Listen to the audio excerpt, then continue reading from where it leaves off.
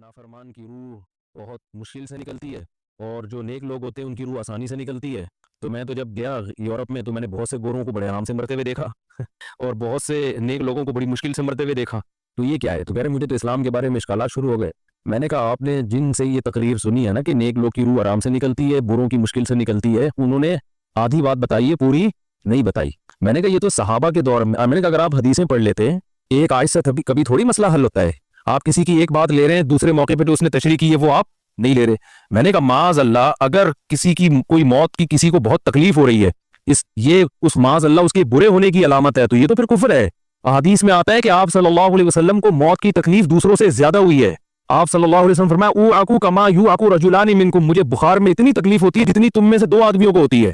آپ پر جب بیماری آتی تھی نا آپ کو تکلیف دوسروں سے زیادہ ہوتی تھی. اور امی عائشہ رضی اللہ تعالی عنہا فرماتی ہیں کہ نبی صلی اللہ علیہ وسلم کا سر مبارک میری گود میں تھا جب آپ کی روح نکلی ہے, اور آپ کی جو میں نے موت کی تکلیف دیکھی ہے جس شدت میں آپ جس تکلیف میں تھے اس کے بعد مجھے کسی کی موت کی جو آسانی سے کوئی دنیا سے گیا ہو نا اس کے مرنے پر مجھے کبھی رشک نہیں آیا. رشک کا کیا مطلب کہ بھئی یہ اتنی آسانی سے چلا گیا تو اس کا مطلب یہ زیادہ اچھا تھا اور معاذ اللہ آپ صلی اللہ علیہ وسلم کے اعمال کم تھے تو یہ تو ممکن نہیں ہے نا. کہتے ہیں مجھے کبھی کسی پہ رش نہیں آیا کہ آرام سے مر گیا تو بہت نیک ہوگا. ٹھیک ہے نا, بہت مشکل ہے سمجھانا. امی عائشہ فرماتی ہیں کہ یعنی امی عائشہ کی حدیث کا مفہوم بیان کر رہا ہوں کہ نبی صلی اللہ علیہ وسلم کی موت کے وقت جو تکلیف کی حالت تھی اس کو جب سے میں نے دیکھا ہے تو امی عائشہ کی بات کا خلاصہ یہ ہے کہ اب اگر میں کسی کو دیکھتی ہوں نا کہ آرام سے روح نکل رہی ہے یعنی آرام سے مر رہا ہے دنیا سے جا رہا ہے تو مجھے اس پہ رش نہیں آتا کیونکہ بہت نیک ہوگا. کیا مطلب اس کا نیک عمل سے تعلق بولتے کیوں نہیں ہے. لیکن ہمارے ہاں سارا مدار کس پر ہے, مرنے کے بعد شکل کیسی ہے اس کی, آڑا ترشا ہو گیا تو جہنم میں جا رہا ہے اس کا مطلب. اور اگر مرا ہوا ہے دانت کھلے میں ایسے لگ رہا ہے مسکرا رہا ہے سیدھا کہاں جا رہا ہے. او بھائی اگر خدا نخواستہ کوئی لکوے کا مریض تھا کوئی فالج کا مریض تھا وہ تو مرے گا تو اس کا تو بیچارے کا ہوگا تھوڑا سا چہرہ بھی ٹیڑھا ہو سکتا ہے, کچھ بھی ہو سکتا ہے, نیک لوگوں کا بھی ہو سکتا ہے. تو مدار کس پر ہے, اعمال پر. اور نیک لوگوں کو بعض دفعہ موت کے وقت ڈبل تکلیف دی جاتی ہے. ایک تو اس لیے دی جاتی ہے یا تو اس لیے کہ کوئی گناہ ان کا باقی رہ گیا ہوتا ہے. اللہ کیا کہتے ہیں بھائی قبر میں جانے سے پہلے اس کو ہمارے پاس دھلا کے لے کے آؤ, صاف ستھرا ہو کے. اب ہمارے پاس آ رہا ہے تو اب ہم نہیں چاہتے کہ اس کے گناہوں کی گٹری ہو, اس کو پاک صاف کر کے لے. میں نے بڑے بڑے بزرگ دیکھے جن کو آخری وقت میں بہت مصیبت میں گزری ان کی یعنی زندگی کے آخری ایام, بیٹیوں کی ٹینشن, کسی بیٹی کو طلاق ہو گئی وہ گھر آ گئی, کوئی اور مسئلہ ہو گیا تو بڑی ٹینشن میں آخری وقت, لیکن وہ زبان سے کیا کہتے تھے, شکر.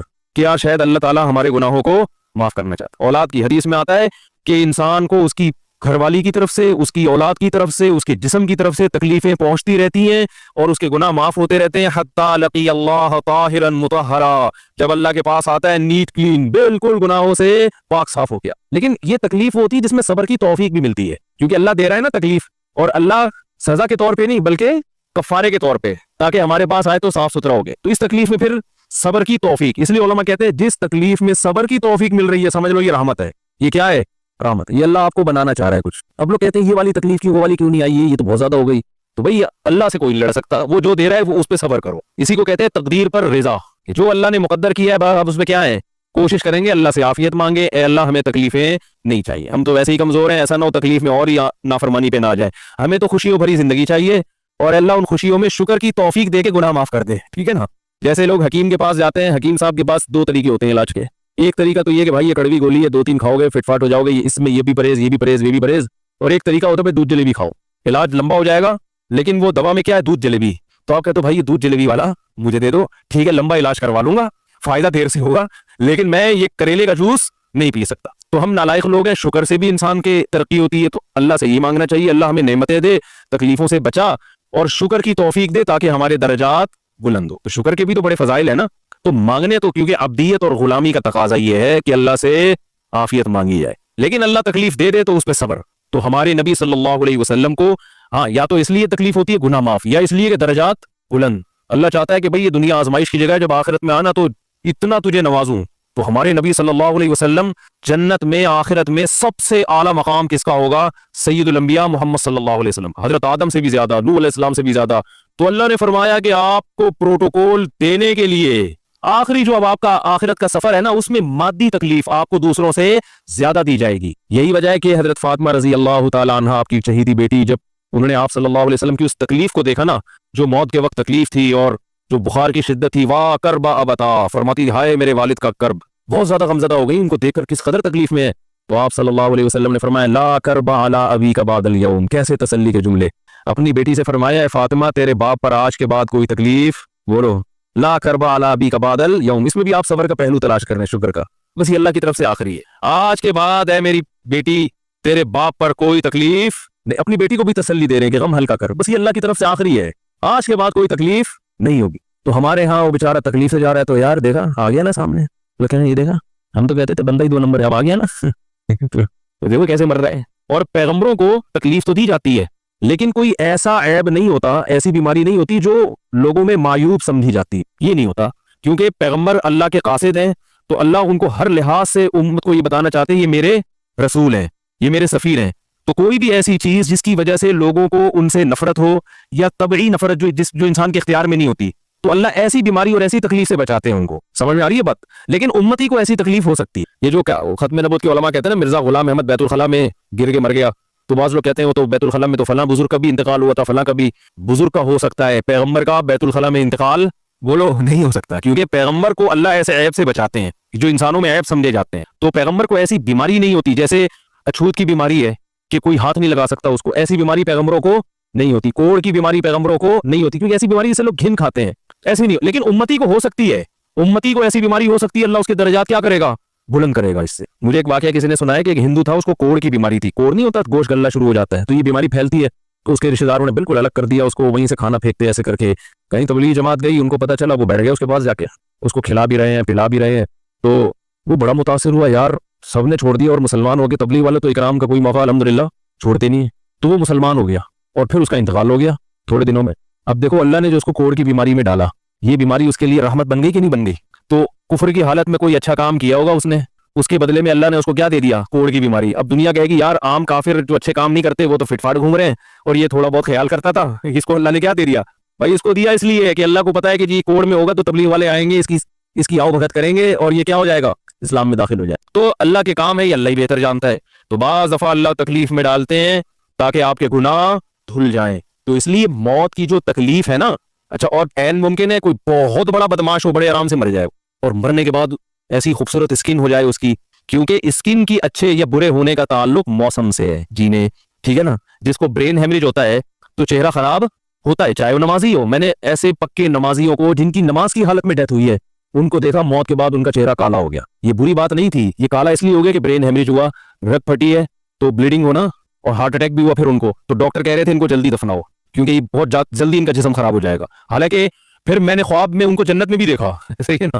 تو خام خامنہ لوگوں نے یہ چیزیں بنائی ہوئی. تبھی میت کو چھپانے کا حکم ہے, کیونکہ اکرام کرنا ہے نا, تو چہرہ مرنے کے بعد بگڑنا شروع ہوتا ہے. یہ ہر ایک کا ہوگا, چاہے نیک ہو چاہے برا. تبھی تو حکم ہے کہ اس کو جلدی دفن کرو, کیونکہ اس کی توہین ہے اب لوگوں کے سامنے رکھنا. اور ہمارے کیا ہو رہا ہے, باقاعدہ مردوں کے ساتھ سیلفیاں چل رہی ہیں, ناک میں روئیاں ٹھوسی ہوئی ہیں, اور ویڈیو بن رہی ہے, اور زیارت ہو رہی ہے, لائن لگ لگ کے پبلک دیکھ کے جا رہی ہے. کیا جاہلانہ رسم ہے یار, کیا جاہلانہ.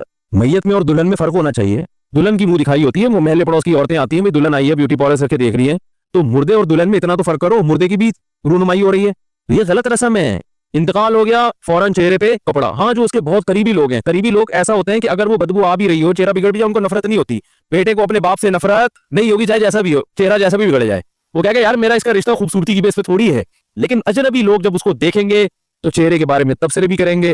اور ایک صاحب کا انتقال ہوا, میں نے کہا جلدی دفناؤ, چہرہ نہ دکھاؤ. تو انہوں نے کہا لوگ کہیں گے یار لگتا ہے کوئی چہرہ بگڑ گیا اس لیے چھپا رہے ہیں. میں نے کہا اب تو اور چھپانا چاہیے, اس لیے کہ جس کا بگڑ جائے اس کو تو چھپائیں گے, تو پھر لوگ یقیناً کہیں گے بگڑا ہوا چہرہ ہے. تو اس رسم ہی کو ختم کر دینا چاہیے. انتقال ہوا فوراً چہرے پہ کپڑا. ہاں بیوی دیکھ سکتی ہے اپنے شوہر کو, یا بیٹے ہیں, یا اس طرح جو بھائی بہن ہیں قریبی, وہ دیکھ لیں. باقی پبلک سے چھپا کے اس کو فوراً کیا کرو, دفن. اب تو قبر میں جا کے بھی دکھا رہے ہوتے ہیں. یہ اجمیوں کی گندی رسم ہے, بری رسم ہے. گندی کا لفظ میں نے تھوڑا سا زیادہ سخت استعمال کیا, لیکن مجھے اس سے زیادہ ہلکا لگ نہیں رہا کوئی لفظ. عرب میں ایسا نہیں ہوتا. سعودی عرب میں جو ہے نا, عرب لوگ بہت سی چیزوں میں ابھی بھی اسلام کے بہت قریب ہیں, بڑے خاندان. ہم لوگ چونکہ ہندوؤں کے ساتھ زیادہ رہے نا انڈیا میں, تو بہت سی چیزیں ہم نے وہاں سے کیا لی ہیں جو مذہبی لوگوں میں بھی آئی ہیں. عرب میں یہ سسٹم نہیں ملے گا آپ کو. عرب میں جب تک زندہ ہے احترام, ادب, تمیز. انتقال ہو گیا فوراً سے پہلے دفنایا. قبر پہ تختی بھی نہیں لگاتے, وہ جائز ہے تختی لگانا, لیکن وہ بھی نہیں لگاتے. کہہ رہے اب اس کو تختیوں کی ضرورت نہیں ہے, اب دعاؤں کی ضرورت ہے. دعائیں ہوتی رہتی ہیں ابا کے لیے, صدقات و خیرات کرتے ہیں, تب پیسہ صدقے کرتے ہیں. عرب کی آپ کی سوچ ہوگی, ایسی سخاوت ہے عربوں میں, اپنے ابا کے لیے اپنی اماں کے لیے دعائیں کرتے ہیں. وہ میں نے بتایا نا ایک واقعہ, میں نے بہت پہلے سنایا تھا. جدہ میں کسی کے یہاں ٹھہرا ہوا تھا, سعودی عرب میں, پاکستانی تھے. وہ کسی عرب کے ساتھ 30 سال سے ملازمت کر رہے تھے. عربوں کا نا آپ کو ایک پہلو دکھائے جاتے ہیں میڈیا پہ, جو اچھا پہلو ہے وہ نہیں دکھایا جاتا. اور اسلام کی وجہ سے ان میں خوبیاں وہ نہیں دکھایا جاتا. تو ایک عرب شیخ تھا جس کی یہ ملازم. دوسرا عرب کا جو اصل کلچر آپ کو ملے گا گاؤں دیہاتوں میں، شہروں میں تو پتہ نہیں کون کون آگے آباد ہوا ہے، اس میں اچھے بھی ہیں برے بھی ہیں. کہہ رہے میں نے دیکھا کہ وہ ایک عرب شیخ اپنی فیکٹری سے نکلا تو ایک بھکاری آیا، اس نے اللہ کے نام پہ کچھ مانگا. اس کے پاس پتہ نہیں تنخواہ بانٹنے نکل رہا تھا کیا نکل رہا تھا، اس کے پاس بہت سارے پیسے تھے ریال. تو اس نے اس کو بھکاری کو دے دیے. بھکاری کو جیسے دیے، بھکاری نے اچھا یہ عرب بھی 80 سال کا بڈھا، تو اس بھکاری نے اس کے عربی کے ماں باپ کو دعائیں دینا شروع کر دی دل سے نا. وہ پاکستانی تھا، وہ ہوشیار دعائیں دی، اللہ کرے تمہارے ابا کی مغفرت ہو جائے، اللہ کرے. تو وہ عرب کو اتنا اچھا لگا اس نے اور دے دیے. پھر وہ شروع ہو گیا اللہ کرے تمہارے ابا وہ پھر اور دیتی. کہہ رہے اتنے پیسے اس بھکاری کو دے دیے. میں نے کہا یار یہ تو لاکھوں پتی بن گیا ہے، سارے پیسے ختم ہو گئے اس کے پاس، اور وہ گھنا دعائیں دیتا جا رہا ہے. وہ جو گھنا تھا نا وہ کیا کر رہا ہے، وہ بھی گھنا بن کے طبیعت سے دعائیں دے رہا ہے. وہ اور رونا بھی آ جاتا ہے پاکستانیوں کو، آپ کو پتہ ہے. تو کہہ رہے وہ چلا گیا، پیسے ختم ہو گئے. اس عربی نے کہا اگر یہ میرے پاس اور بھی پیسے ہوتے نا، یہ دعائیں دیتا رہتا میں پیسے. بعض ایسے جذبات ہو جاتے ہیں نا انسان کے کہ اس کو لگتا ہے کہ شاید یہ دعا قبول ہو رہی ہے، بعض ایسی کیفیات آ جاتی ہیں انسان کے اوپر. تو وہ پاکستانی تھے جنہوں نے مجھے واقعہ سنا. کہہ رہے ہیں یار ان کے اندر کوئی ان کے قریب رہے نا تو بعض چیزیں ان میں بڑی خاندانی. عربوں میں ماں باپ کا بہت احترام ہے، بہت. جتنے کسٹمر کے ساتھ بدتمیز ہوتے ہیں نا، باپ اور ماں کے ساتھ اتنے ہی اچھا سلوک کرتے ہیں. ایسا نہیں ہے جیسے زبان چلا دی اور یہ کر دیا. باپ بیٹھا ہوگا سب چپ کر کے آرام سے بیٹھے ہوں گے کہ باپ یہ بول بیٹا رہا ہے. ہمارے یہاں بیٹا باپ لگ مجھے تو میں تو لوگوں سے پوچھتا ہوں یہ پہلے کیوں، کہ مجھے ایسا لگ رہا ہے آپ کا بچہ آپ سے پہلے پیدا ہو گیا، یعنی وہ باپ بنا ہوا ہوتا ہے. ٹھیک ہے نا، باتیں ایسے کر رہا ہوتا ہے کہ جو بیٹا ہے وہ باپ لگ رہا ہے، جو باپ ہے وہ بیٹا لگ رہا ہے. تو خیر کہاں سے کہاں بات چلی گئی، کیا بات کر رہا تھا. ارے یار یہ تو موضوع کو کوئی پکڑ کے رکھے، یہ بہت بڑی جاہل پیر کی بات تو میں نے شروع کی تھی، شیطان ہوا وغیرہ سب ہو گیا. ہاں یہ بات چل رہی تھی کہ موت کی تکلیف اگر کسی کو ہوتی ہے، میں یہ بتا رہا تھا کہ اسلام کی باتیں illogical بات اسلام نہیں کرتا. ہاں مذہبی لوگ بعض دفعہ ایسی باتیں کر کے لوگوں کو بیوقوف بنا دیتے ہیں، قرآن کی آیتوں کی غلط تفسیر کر لیتے ہیں کہ بھئی وہ اتنی تکلیف سے مرا اس کا مطلب وہ جہنم میں جائے گا، وہ نیک آرام سے مر گیا. تو قرآن و سنت سے ملتا ہے کہ نیک لوگوں کو موت کی تکلیف بہت دفعہ ہوتی ہے، زیادہ بہت دفعہ نہیں بھی ہوتی. اب یہ نہیں کہ کوئی آرام سے مر گیا تو آپ سیدھا جہنم میں گیا، اس کو تو تکلیف ہی نہیں ہوئی، یہ بھی ضروری نہیں ہے. ٹھیک ہے، اس کو بولے یہ اللہ کی رحمت ہے، اچھا گمان رکھنا چاہیے نا کہ بھئی یہ اللہ نے پہلے ہی دھلا دیا اس کو. تو یہ جو موت کی تکلیف جس کو قرآن میں آتا ہے نا کہ برے لوگوں کو موت کی تکلیف ہوتی ہے، وہ روح نکلنے کی ہے. کہ جب عالم برزخ کی طرف روح جاتی ہے اور اس کو برزخ کی چیزیں نظر آنا شروع ہوتی ہیں، تو پھر روح چاہتی نہیں ہے کہ میں جسم سے جدا ہوں، لیکن فرشتے اس کو کھینچ کے نکالتے ہیں. تو یہ عالم برزخ کی چیز ہے، اس کا اس مادی زندگی سے تعلق نہیں ہے. مادی زندگی میں تو کسی کے یہاں گولی مارو گے نا، ٹھا کر کے گئی نکل گئی مر گیا، اور کسی کو کیما بنا کے مارو گے تڑپا تڑپا کے تو تڑپ تڑپ کے مرے گا وہ. مادی زندگی میں کسی کو آگ میں پھینکو گے تو جل کے مرے گا، چاہے نیک آدمی ہو. اور کسی کی گردن اڑاؤ گے تلوار سے تو 1 منٹ میں کیا ہو گیا، ختم. لیکن جو اس کی روح نکل رہی ہے، خدا کے پاس جا رہی ہے، وہ منظر نافرمان کا بہت ہی بھیانک ہوتا ہے. اور نیک آدمی کی روح ایسے پرواز کرتی ہے، وہ اس کی تکلیف ہے. اور اس پہ میں ایک واقعہ بھی سنا چکا ہوں، دوبارہ نہیں سناؤں گا کہ کیسے دنیا میں بھی اس کے مشاہدات ہوئے ہیں لوگوں کو، کہ کیسے ان کو آخرت کی چیزیں نظر آنا شروع ہو گئی اور وہ باتیں کر رہے ہیں، باقاعدہ بتا رہے ہیں فروح و ریحان و جنت و نعیم. جو قرآن میں آتا ہے نا، فرشتے آتے ہیں اس کی روح قبض کرتے ہیں، تو وہ بعض دفعہ اللہ دنیا میں بھی دکھا دیتے ہیں